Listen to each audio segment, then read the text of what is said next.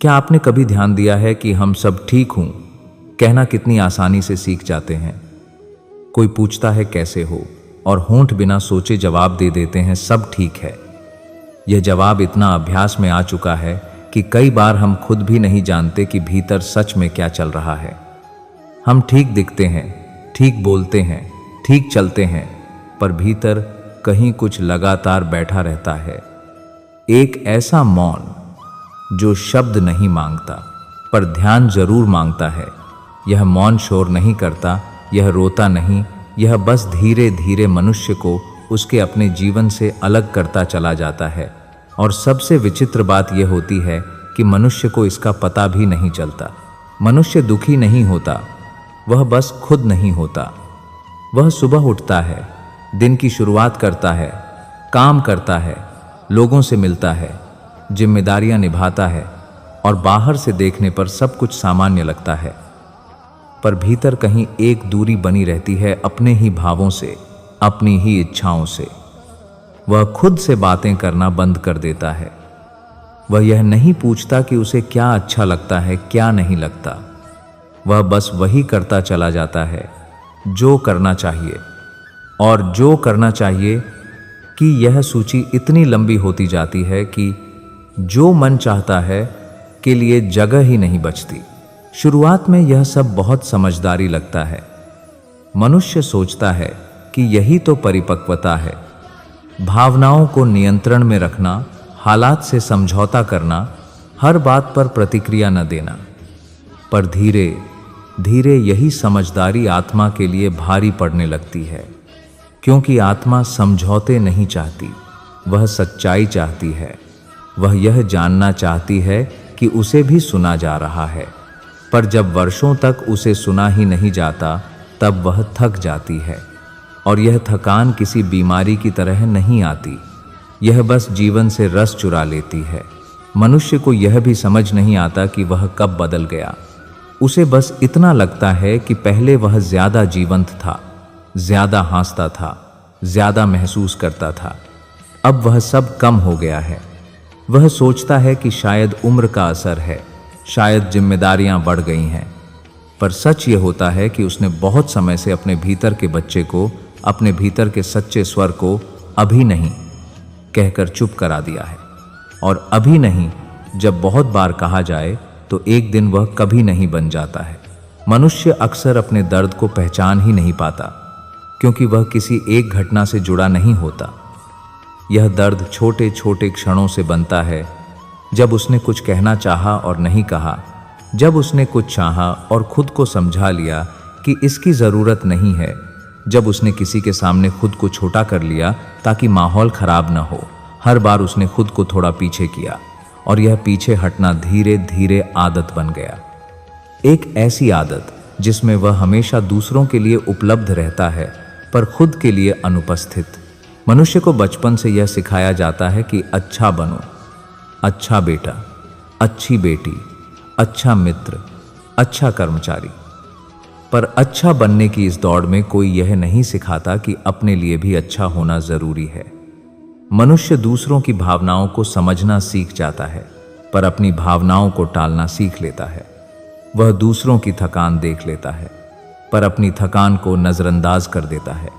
और यही नजरअंदाजी धीरे धीरे भीतर एक खालीपन बना देती है। कई बार मनुष्य को लगता है कि उसके पास तो सब कुछ है, काम है, लोग हैं, छत है, जिम्मेदारियां हैं, फिर भी वह भीतर से खाली क्यों महसूस करता है।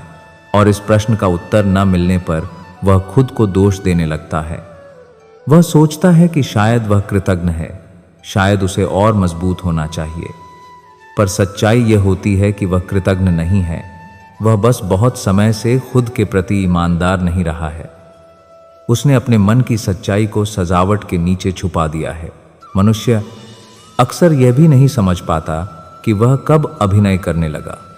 वह लोगों के सामने वही रूप दिखाता है जो उनसे अपेक्षित है, कहीं शांत, कहीं समझदार, कहीं मजबूत। और यह अभिनय इतना लंबा चलता है कि एक दिन वह खुद भी भूल जाता है कि उसका असली स्वर कौन सा है। वह हंसता है, पर हंसी के पीछे कोई कारण नहीं होता। वह चुप रहता है, पर चुप्पी में शांति नहीं होती। यह चुप्पी थकान से भरी होती है। धीरे धीरे मनुष्य को यह भी लगता है कि अगर उसने सच बोल दिया तो चीजें बिगड़ जाएंगी। अगर उसने कहा कि वह थक गया है तो लोग निराश हो जाएंगे। अगर उसने कहा कि वह खुश नहीं है तो लोग सवाल पूछेंगे, और इन सवालों से वह डरता है। इसलिए वह वही कहता है जो सुरक्षित है, सब ठीक है। यह वाक्य उसे टकराव से बचा लेता है, पर उसे सुकून नहीं देता, क्योंकि सुकून सच से आता है, सुरक्षा से नहीं। मनुष्य का सबसे बड़ा डर यह नहीं होता कि लोग क्या कहेंगे। उसका सबसे बड़ा डर यह होता है कि अगर उसने सच स्वीकार कर लिया तो उसे कुछ बदलना पड़ेगा। शायद उसे कुछ रिश्तों में सीमा खींचनी पड़े, शायद उसे कुछ जिम्मेदारियों को नए तरीके से देखना पड़े, शायद उसे यह मानना पड़े कि वह सब कुछ नहीं कर सकता।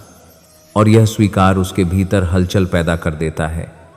इसलिए वह उसी जीवन में बना रहता है जो उसे धीरे धीरे खाली कर रहा है, क्योंकि वह परिचित है।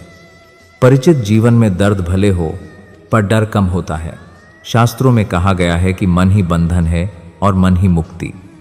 पर मन तब तक बंधन बना रहता है जब तक उससे झूठ बोला जाता है। मन को सबसे ज्यादा चोट तब लगती है जब उसे कहा जाए कि वह जो महसूस कर रहा है वह गलत है। और मनुष्य ने यह बात अपने मन से अनगिनत बार कही है। उसने अपने मन को समझाने के बजाय चुप कराया है, और चुप कराए गए भाव एक दिन भारी हो जाते हैं।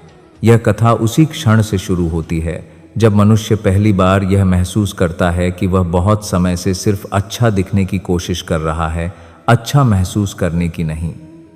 यह स्वीकार कोई कमजोरी नहीं है, यह जागरूकता है। यह वह बिंदु है जहां से भीतर की सच्ची यात्रा शुरू होती है। यह कथा किसी विशेष व्यक्ति की नहीं है, यह कथा हर उस मनुष्य की है जो मुस्कुराता है पर भीतर थका हुआ है, जो सब संभालता है पर खुद को नहीं, जो हर सवाल का जवाब देता है पर खुद से सवाल नहीं पूछता। यदि तुम यह सुन रहे हो और तुम्हें लग रहा है कि यह तुम्हारी ही बात है, तो जान लो तुम अकेले नहीं हो। यह खालीपन कोई दोष नहीं है, यह संकेत है। संकेत कि अब अभिनय से बाहर आने का समय आ गया है, क्योंकि जीवन केवल अच्छा दिखने का नाम नहीं है, जीवन सच्चा होने का नाम है। और जिस दिन मनुष्य सच्चा होना चुन लेता है, उसी दिन उसके भीतर कुछ बहुत धीरे पर बहुत स्थायी बदलना शुरू होता है।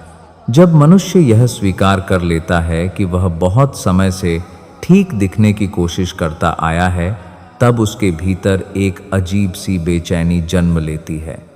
यह बेचैनी किसी तूफान की तरह नहीं आती, यह बहुत शांत होती है पर लगातार बनी रहती है। अब वह जब भी किसी को सब ठीक है कहता है, तो उसे अपने ही शब्द थोड़े खोखले लगने लगते हैं। वह पहली बार महसूस करता है कि यह वाक्य उसने दूसरों के लिए नहीं, बल्कि खुद को टालने के लिए बोला है। और यहीं से उसे यह समझ आने लगता है कि सच छुपाना उसने किसी एक दिन नहीं सीखा, यह एक आदत की तरह उसके भीतर बनता चला गया। मनुष्य सच इसलिए नहीं छुपाता कि वह झूठा है, वह सच इसलिए छुपाता है क्योंकि वह डरता है। डरता है कि अगर उसने सच कह दिया तो सामने वाला उसे समझ नहीं पाएगा। डरता है कि अगर उसने कहा कि वह थक गया है तो लोग उसे कमजोर समझेंगे। डरता है कि अगर उसने कहा कि वह खुश नहीं है तो लोग सवाल पूछेंगे, क्यों, क्या हुआ, क्या कमी है। और इन सवालों का सामना करने की हिम्मत उसमें नहीं होती, इसलिए वह सुरक्षित शब्द चुन लेता है। वह वही बोलता है जिससे बात वहीं खत्म हो जाए। और यही सुरक्षा धीरे धीरे उसकी जेल बन जाती है। धीरे धीरे यह आदत इतनी गहरी हो जाती है कि मनुष्य को खुद नहीं पता रहता कि वह सच में क्या महसूस कर रहा है। वह दूसरों से तो सच छुपाता ही है, वह खुद से भी छुपाने लगता है। वह अपने मन को समझाता है कि सब ठीक है, कि यह थकान सामान्य है, कि यह उदासी यूं ही है। वह हर भाव को तर्क से ढकने की कोशिश करता है, पर भाव तर्क नहीं समझते, भाव केवल सुने जाना चाहते हैं। और जब उन्हें बार बार अनसुना किया जाता है, तब वे भीतर बैठकर भारी हो जाते हैं। इस अवस्था में मनुष्य को यह भी महसूस होने लगता है कि वह अपने ही जीवन में अभिनय कर रहा है। वह हर परिस्थिति के अनुसार अपना चेहरा बदल लेता है, कहीं शांत, कहीं मजबूत, कहीं समझदार। और यह अभिनय इतना लंबा चलता है कि एक दिन वह खुद भी भूल जाता है कि उसका असली स्वर क्या है। वह हंसता है, पर हंसी के पीछे कोई सहजता नहीं होती। वह चुप रहता है, पर चुप्पी में शांति नहीं होती। यह चुप्पी थकान से भरी होती है, जैसे मन कुछ कहना चाहता हो पर कहने की अनुमति ही न हो। मनुष्य को यह भी लगने लगता है कि अगर उसने सच बोल दिया तो वह दूसरों पर बोझ बन जाएगा। उसे लगता है कि लोग पहले ही अपनी जिंदगी में उलझे हुए हैं, मैं क्यों अपनी बात रखूं, और इस सोच में वह अपने ही मन को पीछे कर देता है। वह दूसरों के लिए जगह बनाता है, पर खुद के लिए नहीं। वह दूसरों की भावनाओं को संभालता है, पर अपनी भावनाओं को अकेला छोड़ देता है, और यही अकेलापन भीतर सबसे ज्यादा पीड़ा देता है। कई बार मनुष्य यह भी नहीं समझ पाता कि वह कब इतना चुप हो गया। उसे याद आता है कि पहले वह खुलकर बोल लेता था, अपनी बात रख लेता था, पर धीरे धीरे उसने सीखा कि चुप रहने से रिश्ते बच जाते हैं, माहौल खराब नहीं होता, विवाद नहीं होते। और यह सीख शुरुआत में सही लगती है, पर जब हर बार वही चुप रहता है, जब हर बार वही समझौता करता है, तब यह चुप्पी उसकी पहचान बन जाती है। और एक दिन वह यह भी भूल जाता है कि उसके भीतर बोलने के लिए कुछ था। शास्त्रों में कहा गया है कि मन ही बंधन है और मन ही मुक्ति। पर मन तब बंधन बनता है जब उसे झूठ से ढक दिया जाता है। मनुष्य ने अपने मन से कई बार कहा है, जो महसूस कर रहे हो वह ठीक नहीं है। और यही वाक्य मन को सबसे ज्यादा चोट पहुंचाता है, क्योंकि मन गलत नहीं होता, वह बस सच्चा होता है। और सच्चाई हमेशा सहज नहीं होती। धीरे धीरे मनुष्य यह समझने लगता है कि सच छुपाने की यह आदत उसे सुरक्षित तो रख रही है, पर जीवित नहीं रख रही। वह जी तो रहा है, पर आधा। उसका एक हिस्सा बाहर की दुनिया में निभा रहा है और दूसरा हिस्सा भीतर कहीं चुप बैठा है, और यह बौंटाव उसे भीतर से थका देता है। वह यह भी समझने लगता है कि यह थकान किसी एक दिन की नहीं है, यह वर्षों की अनकही बातों का बोझ है। जब मनुष्य सच छुपाने की आदत को पहचान लेता है, तब उसके सामने सबसे कठिन चरण आता है, मौन का चरण। यह मौन बाहर का नहीं होता, यह भीतर का मौन होता है। बाहर जीवन पहले की तरह चलता रहता है, लोग वही बातें करते हैं, दिन वही गति पकड़ते हैं, पर भीतर एक अजीब सी खामोशी उतर आती है। यह खामोशी शांति जैसी नहीं लगती, यह असहज लगती है, क्योंकि इस मौन में अब कोई अभिनय नहीं होता, कोई तय जवाब नहीं होता, कोई सब ठीक है कहकर बच निकलने का रास्ता नहीं होता। इस मौन में मनुष्य पहली बार अपने ही साथ बैठता है, और यही बैठना उसे सबसे ज्यादा डराता है। इस मौन में अनकहे शब्द धीरे धीरे अपनी उपस्थिति दर्ज कराने लगते हैं। वे एक साथ नहीं आते, वे क्रम से भी नहीं आते। कभी किसी पुराने दृश्य की तरह सामने आ जाते हैं, कभी किसी अधूरे वाक्य की तरह जो कभी होंठों तक आकर रुक गया था, कभी किसी ऐसे भाव की तरह जिसे मनुष्य ने वर्षों पहले यह कहकर दबा दिया था कि अभी यह जरूरी नहीं है। ये अनकहे शब्द शोर नहीं करते, वे आरोप नहीं लगाते, पर उनकी उपस्थिति बहुत भारी होती है। मनुष्य उन्हें महसूस करता है और घबरा जाता है। उसे लगता है कि अगर वह इन्हें सुनने लगा तो वह टूट जाएगा, पर सच यह होता है कि वह टूट नहीं रहा होता, वह पहली बार अपने भीतर की सच्चाई से मिल रहा होता है।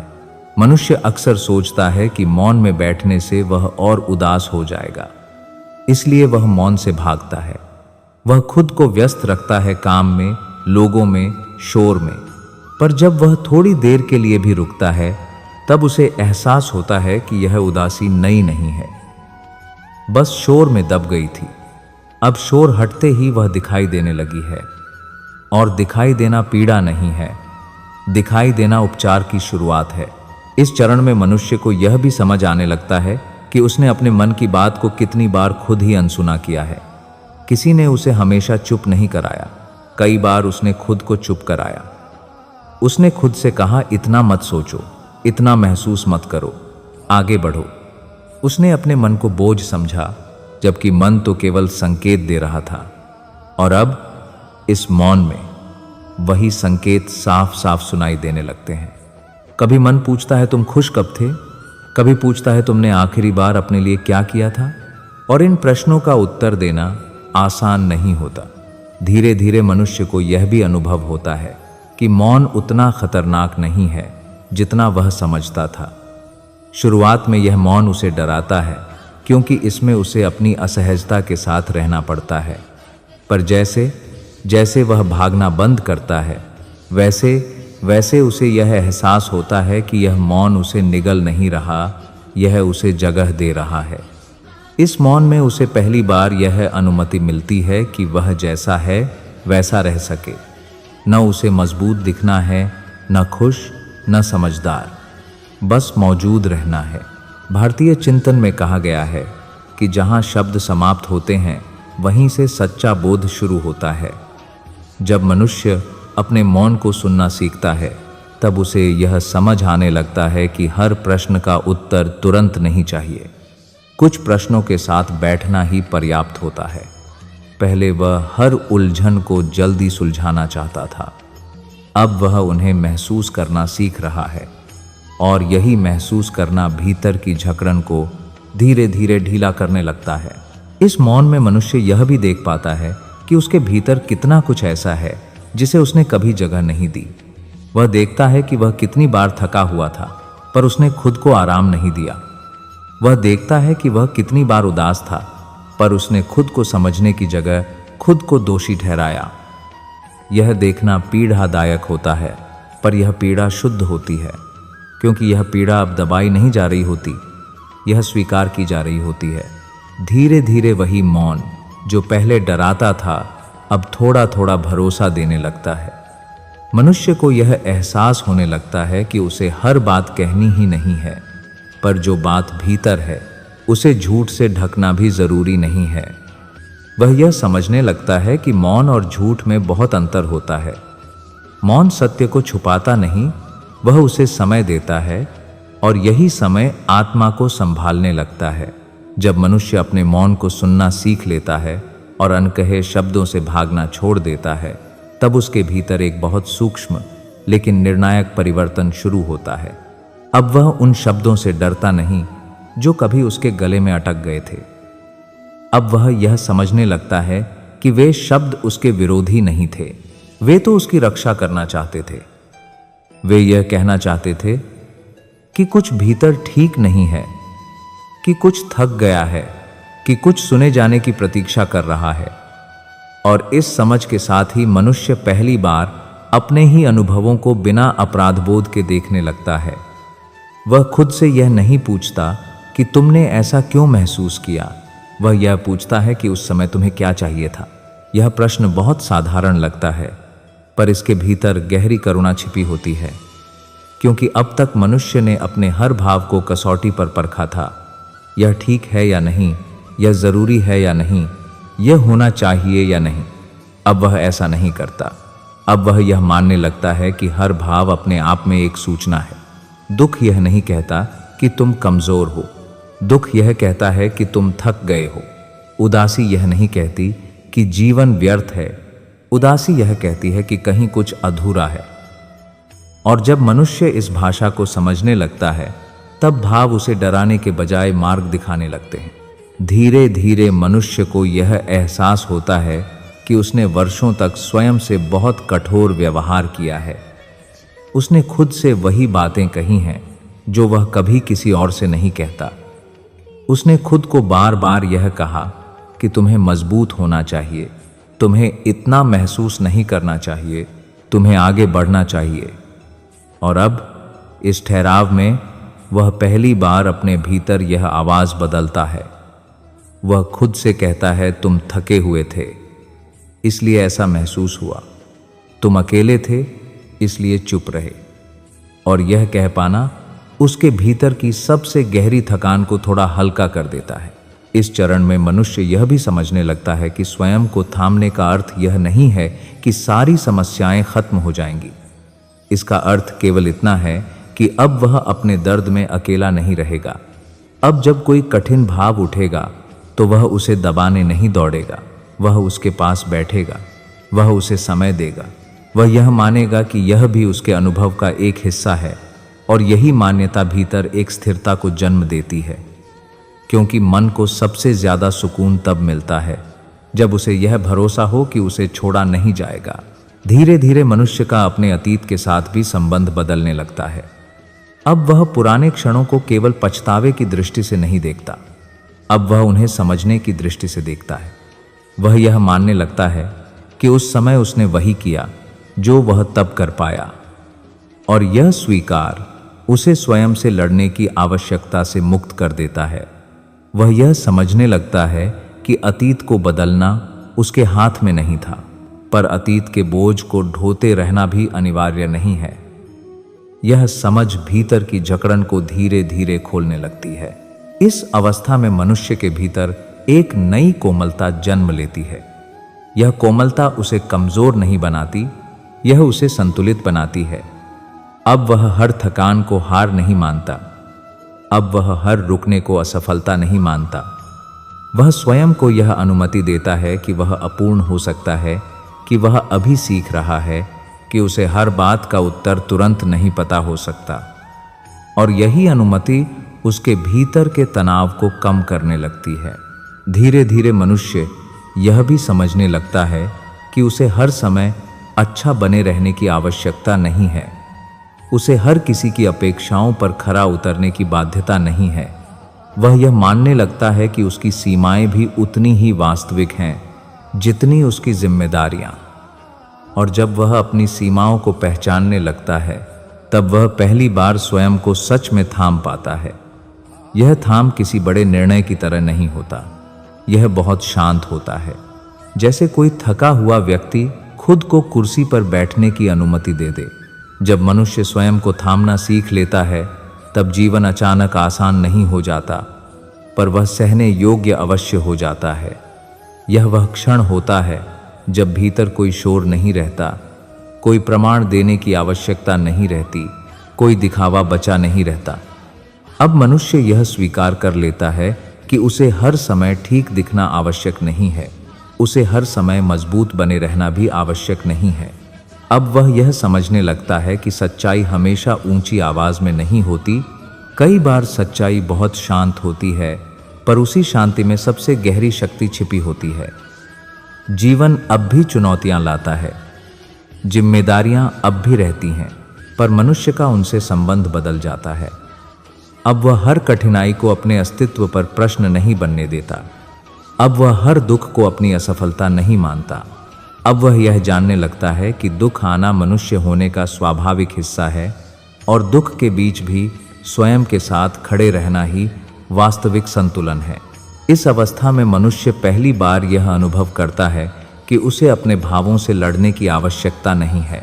वह उन्हें नियंत्रित करने के बजाय समझने लगता है। वह यह नहीं कहता कि मुझे ऐसा महसूस नहीं करना चाहिए, वह कहता है कि मैं ऐसा महसूस कर रहा हूं और यह ठीक है। यही स्वीकार उसके भीतर एक ऐसी स्थिरता को जन्म देता है जो किसी बाहरी सहारे पर निर्भर नहीं होती। अब उसे हर समय किसी से यह सुनने की आवश्यकता नहीं रहती कि तुम ठीक हो। अब वह खुद से यह कह पाने लगता है कि तुम जैसे हो वैसे स्वीकार्य हो, और यह वाक्य आत्मा को वर्षों बाद पहली बार विश्राम देता है। धीरे धीरे मनुष्य को यह भी समझ आने लगता है कि उसने जीवन में बहुत समय अच्छा दिखने में लगाया, पर सच्चा होने के लिए बहुत कम समय बचाया। अब वह इस संतुलन को बदलने लगता है। वह हर रिश्ते में पूरी तरह नहीं, पर ईमानदारी से मौजूद रहना सीखता है। वह अपनी सीमाओं को पहचानता है और उन्हें अपराधबोध के बिना स्वीकार करता है। वह यह मानने लगता है कि हर अपेक्षा पूरी करना उसकी जिम्मेदारी नहीं है और हर चुप्पी उसकी मजबूरी नहीं है।